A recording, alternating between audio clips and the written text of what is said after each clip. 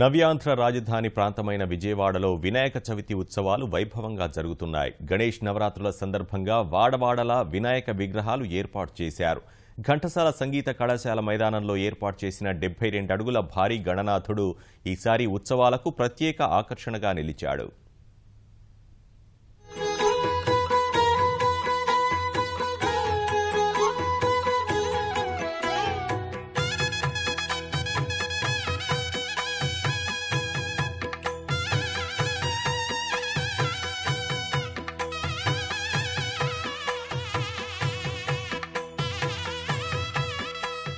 డూండి గణేష్ సేవా సమితి ఆధ్వర్యంలో విజయవాడ ఘంటసాల సంగీత కళాశాల మైదానంలో 72 అడుగుల అతిపెద్ద వినాయకుడు కొలువుదీరాడు. సంస్కృతి సంప్రదాయాలతో పాటు పర్యావరణాన్ని కూడా పరిరక్షించాలనే ఉద్దేశంతోనే భారీ మట్టి గణేశుడిని ఏర్పాటు చేసినట్లు నిర్వాహకులు తెలిపారు.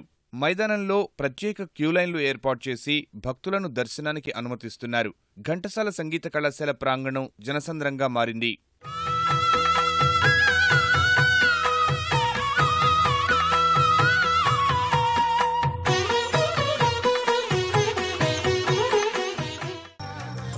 ఆనందంగా ఉందండి. పోయినసారి కన్నా చాలా మోహన్లో కళ ఎక్కువగా ఉంది.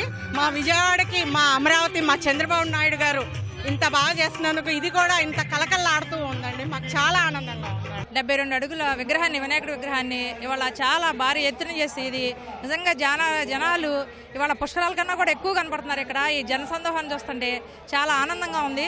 రాష్ట్రం మొత్తం మీద ఖైరతాబాద్ వినాయకుడే పెద్ద వినాయకుడు అనుకుంటుండేవాళ్ళు. కానీ నవ్యాంధ్ర రాజధాని అయిన తర్వాత డుండి గణేష్ ఉత్సవ కమిటీ వాళ్ళు ఇది 2వ సంవత్సరం వారి యొక్క విగ్రహాన్ని ప్రతిష్ఠించారు. ఇది మట్టి వినాయకుడు, ఇంత భారీ విగ్రహం మట్టి వినాయకుడు ప్రప్రథంగా మన విజయవాడలోని నెలకొల్పింది.